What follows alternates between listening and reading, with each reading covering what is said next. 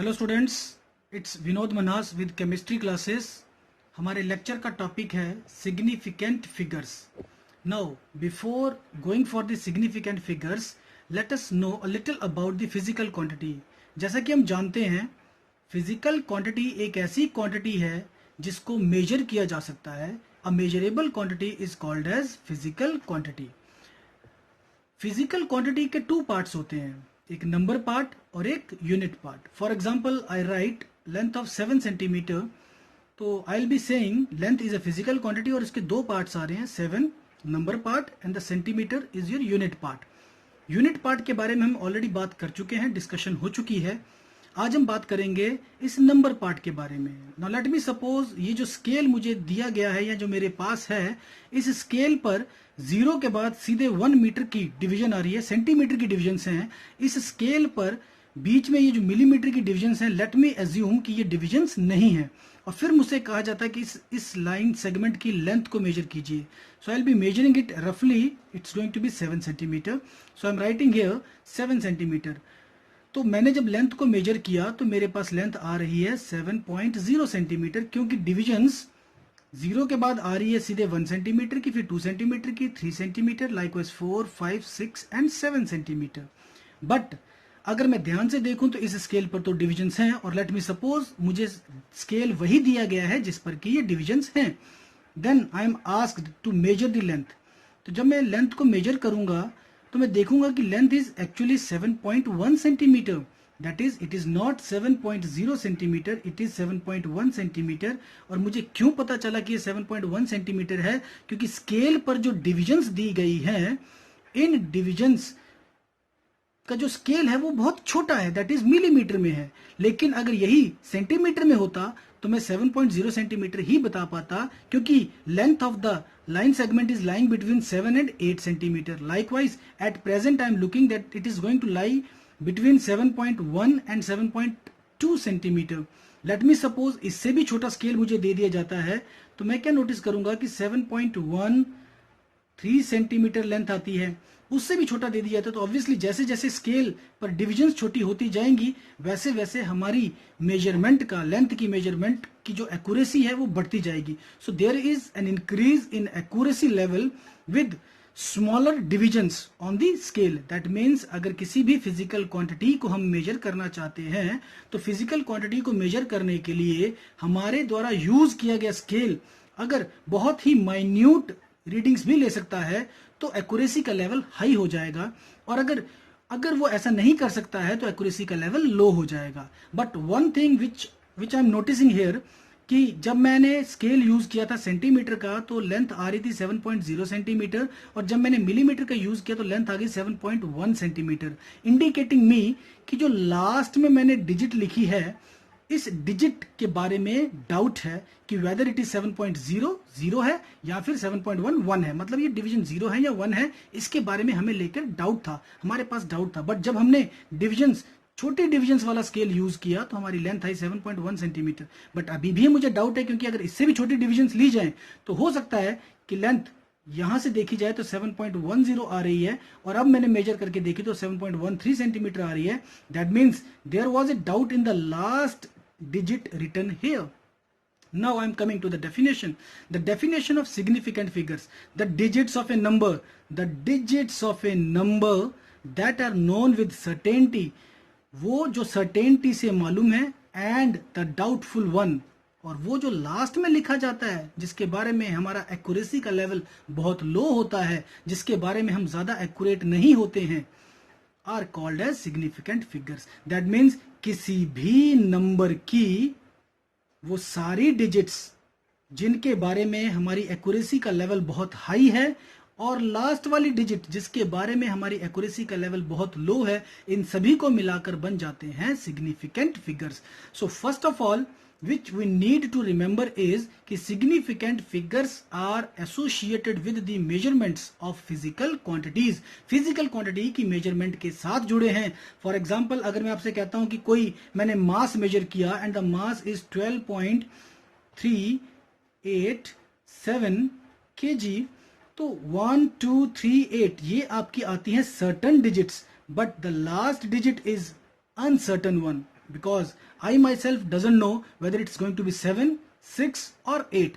ये तो 6 भी हो सकती है, हो सकता है 6 9 हो तो 7 आ रही है, हो सकता है 7 1 हो तब भी 7 आ रही है। That means the last digit here is doubtful digit. So all the digits of the number which are known accurately and the last digit which is doubtful digit, which is uncertain digit, which is inaccurate digit, जिसके बारे में accuracy का level कम है, इन सभी digits को मिला करके हमारे पास आते हैं significant figures.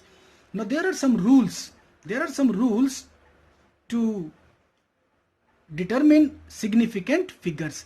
सिग्निफिकेंट फिगर्स को डिटरमिन करने के कुछ रूल्स हैं।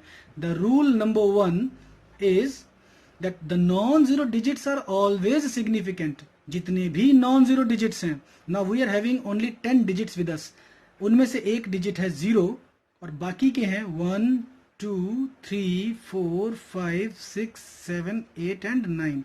ये डिजिट्स आपके नॉन जीरो डिजिट्स हैं, जबकि ये जीरो डिजिट है। तो कहता है non zero digits are always significant, मतलब वो डिजिट्स जिनकी वैल्यू 0 से ऊपर होती है वो हमेशा सिग्निफिकेंट रहेंगे। The second is your zeros right side of the non zero digits are significant. अगर किसी नॉन जीरो डिजिट के, किसी भी नॉन जीरो डिजिट के राइट साइड पर आपका कोई जीरो लिखा जाता है तो वो सिग्निफिकेंट हो जाएगा।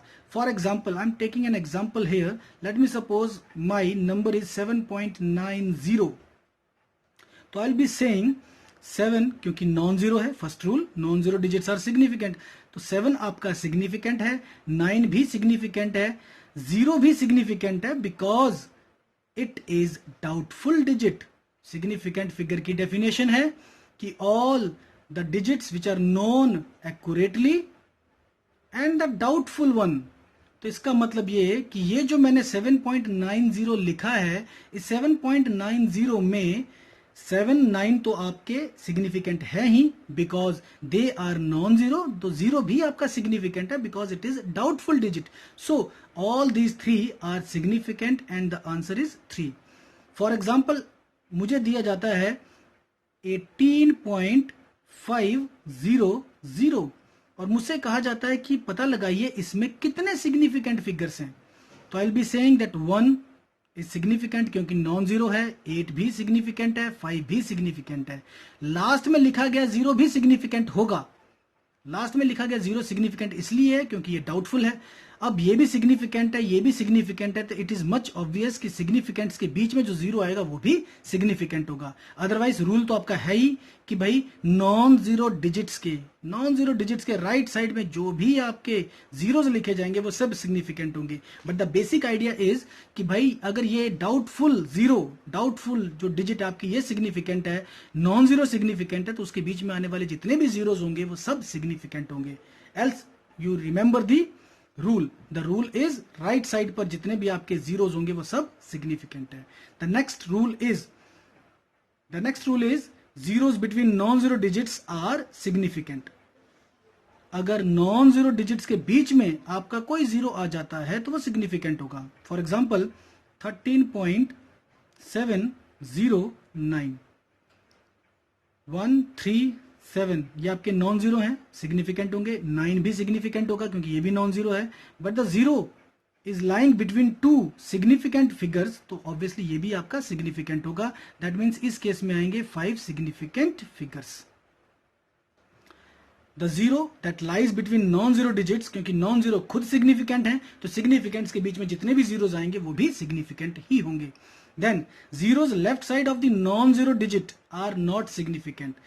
अगर नॉन जीरो डिजिट्स के लेफ्ट साइड पर कोई जीरो लिखा जाता है तो वो सिग्निफिकेंट नहीं होगा। For example 0.001 I will be saying there is only 1 significant figure और वो है ये खुद 1।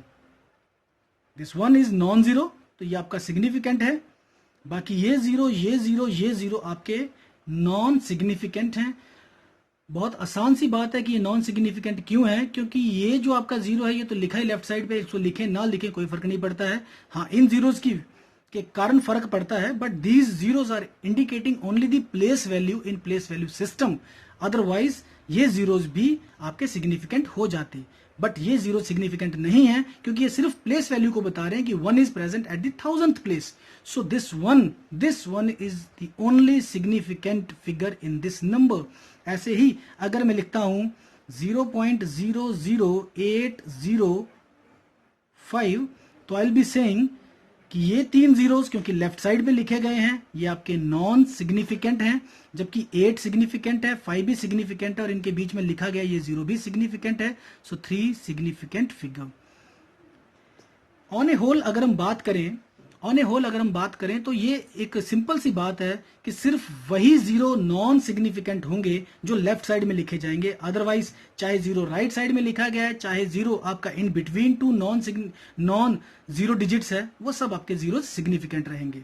दैट मीन्स आपको एक ही बात याद रखनी है कि जीरो अगर लेफ्ट साइड पे लिखा गया है सिर्फ उस केस में आपका ये नॉन सिग्निफिकेंट है, अदरवाइज ये हमेशा सिग्निफिकेंट है. एनीवेज, इससे पहले जो मैंने अभी तक बात की इन सभी नंबर्स में डेसिमल प्लेस थी, लेकिन अगर मेरे पास कोई एग्जैक्ट नंबर है, if an exact number ends with zeros, अगर मेरे पास कोई एग्जैक्ट नंबर है जो जीरोस में खत्म हो रहा है, the zeros are not significant. For example if I write 1270000, तो I will be saying there are only 1 2 and 3 significant figures, क्योंकि जीरो तो वैसे भी सिग्निफिकेंट नहीं होता. तो ये जीरोज फिर वही बात, सिर्फ प्लेस वैल्यू सिस्टम में प्लेस को बता रहे हैं कि 7 is placed at the 1000 place, 2 is placed at the 10,000 place and 1 is placed at the millionth place और 100,000th प्लेस. सो 12700 में आपके ये जीरोज सिग्निफिकेंट नहीं हैं. जीरोज अगर एग्जैक्ट नंबर जीरोज पे खत्म होता है तो कभी भी जीरो सिग्निफिकेंट नहीं होंगे. I am generalising this rule from the chemistry and physics. अगर हम NCERT की बात करें तो उसमें लिखा गया है कि any number that ends with zeros has infinite number of significant figures. उसके ऊपर मैं अभी बात करता हूं 2 मिनट में. Rule number 6, for a number in scientific notation, ऐसा कोई भी नंबर जो साइंटिफिक नोटेशन में लिखा गया, any number written in this format x multiplied with 10 raised to power y is called number written in scientific notation. अगर कोई भी number x into 10 raised to power y की फॉर्मेट में लिखा गया है तो हम उस नंबर को साइंटिफिक नोटेशन में कहते हैं.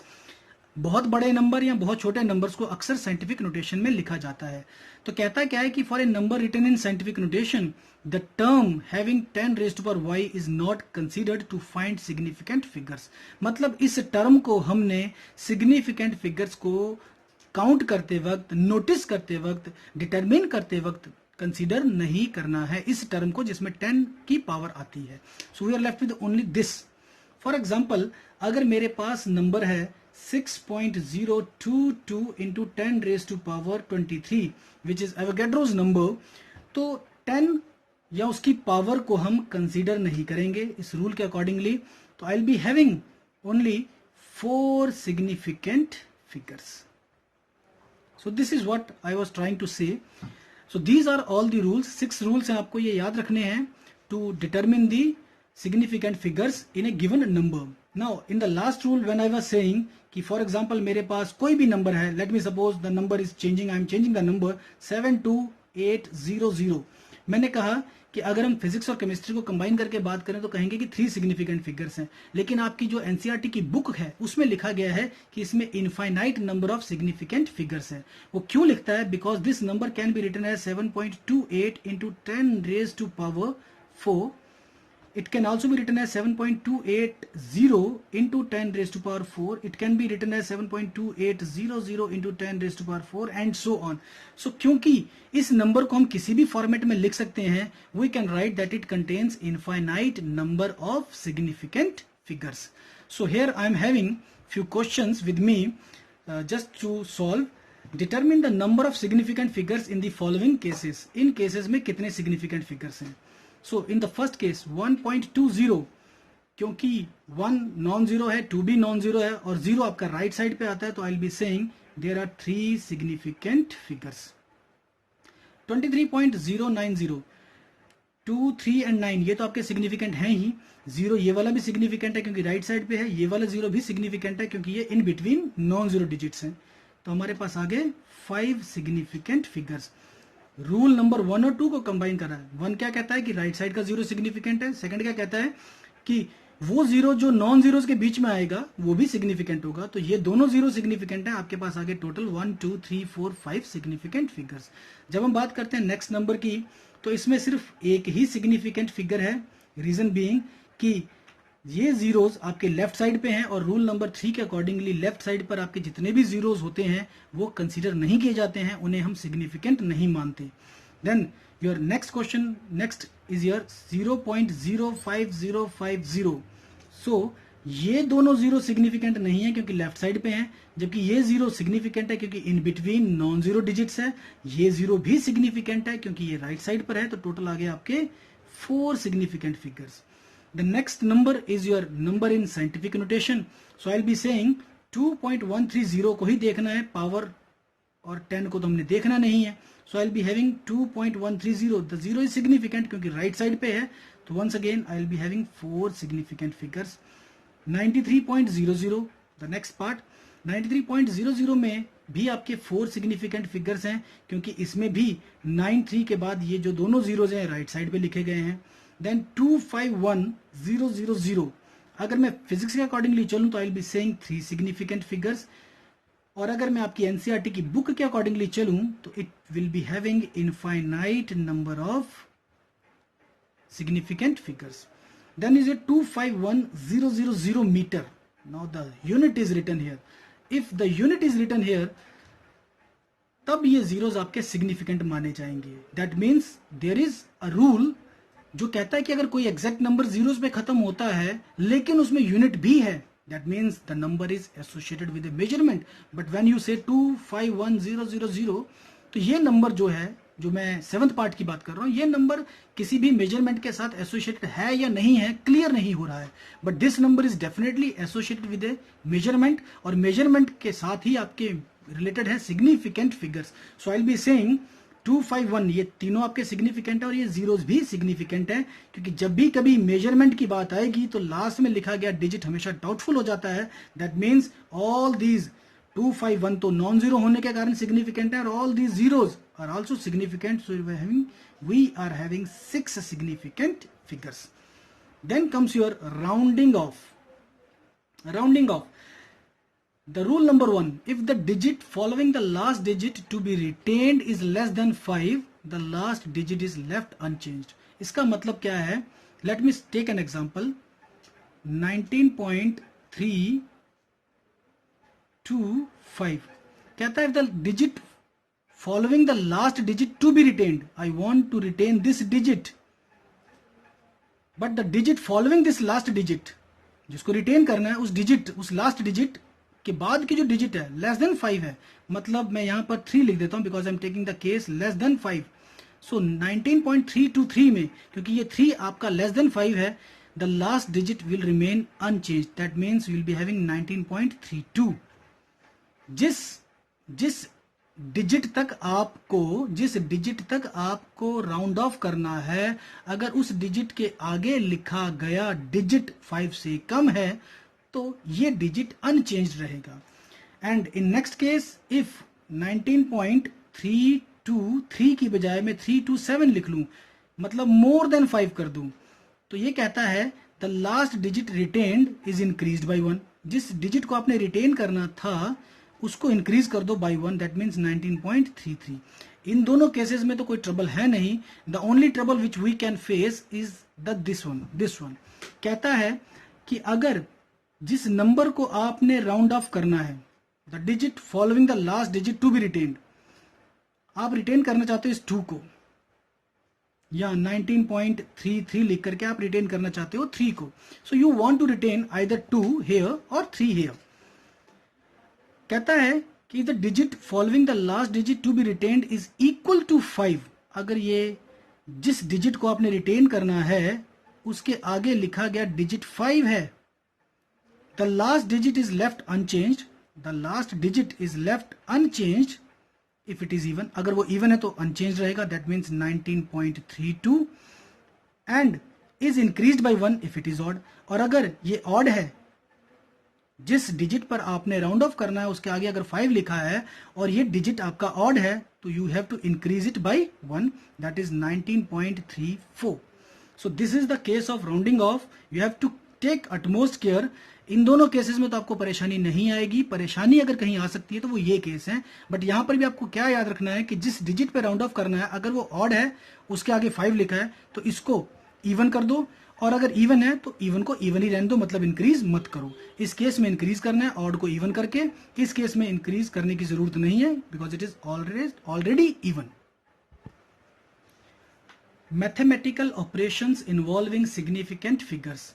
सिग्निफिकेंट फिगर्स को इन्वॉल्व करके आपने कुछ मैथमेटिकल ऑपरेशंस करनी है, कैलकुलेशंस करनी है. In case of addition and subtraction, the result of an addition और सब्ट्रैक्शन, किसी भी एडिशन या सब्ट्रैक्शन का result has the same number of decimal places as present in the number with the minimum number of decimal places. Let me take an example to make you understand.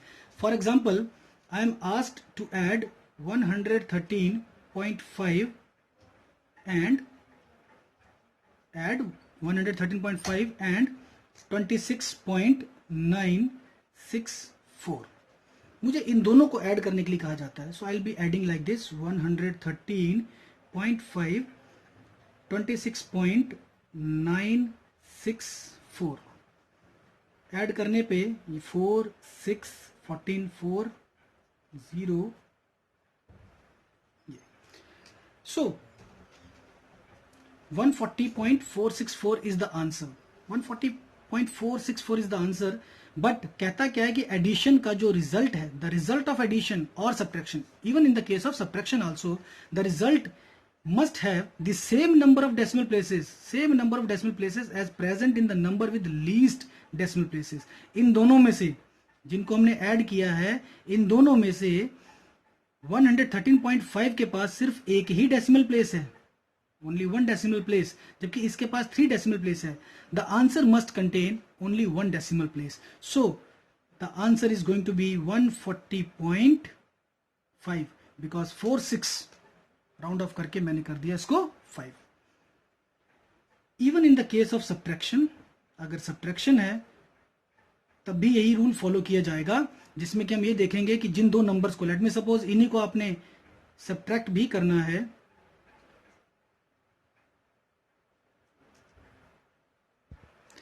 So on subtracting I am getting the answer 113.5 minus 26.964. इन दोनों को जब हमने solve किया तो answer मिला 87.536. इसको मुझे round off करना है तो I will be writing it 87.5 क्योंकि 536 is round off to only 1 decimal place. So in case of addition और subtraction, आपने ये देखना है कि वो कौन सा नंबर है जिसके पास कम डेसिमल प्लेसेस हैं. जिस भी नंबर के पास कम डेसिमल प्लेसेस हैं उसके देखिए कितने डेसिमल प्लेसेस हैं और आंसर में उतने ही डेसिमल प्लेसेस को आपने रखना है. Now I will be moving over to the multiplication and division case. Multiplication and division, the result of a multiplication or division contains same number of decimal places.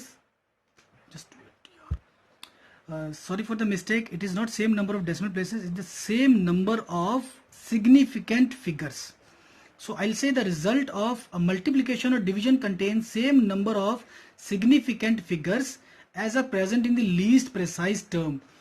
For example, if I'm multiplying 9.103 and 2.95, my answer is going to be 9.103 multiplied with 2.95. The answer is 26.85385. So इस rule के accordingly अगर मेरे दो या दो से ज्यादा numbers को मल्टीप्लाई किया जाता है या एक नंबर को दूसरे नंबर से डिवाइड किया जाता है तो जो आंसर आएगा उसमें same number of significant figure होंगे. Same number of significant figure as present in the least precise term. मतलब जिन दो टर्म्स को आपने मल्टीप्लाई किया है आपने चेक करने हैं इनमें कितने सिग्निफिकेंट फिगर्स हैं. एडिशन और सब्ट्रैक्शन के केस में आपने डेसिमल प्लेसेस देखने थे, यहां पर आप डेसिमल प्लेसेस नहीं देख रहे, आप चेक कर रहे हो total number of significant figures कितने हैं. सो 9.103 की बात करें, इसमें आएंगे आपके 4 सिग्निफिकेंट फिगर्स, जबकि इसमें है आपके 3 significant figures.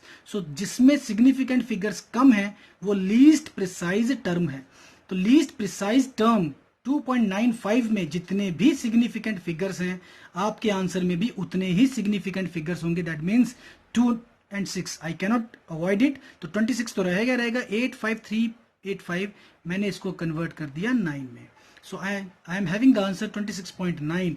The number of significant figures in the answer must be equal to number of significant figures in the answer must be equal to the number of significant figures in the least precise term. This is your multiplication and division. ऐसे ही आपके calculation based question भी हो सकते हैं। You try to solve it and thanks for watching the video.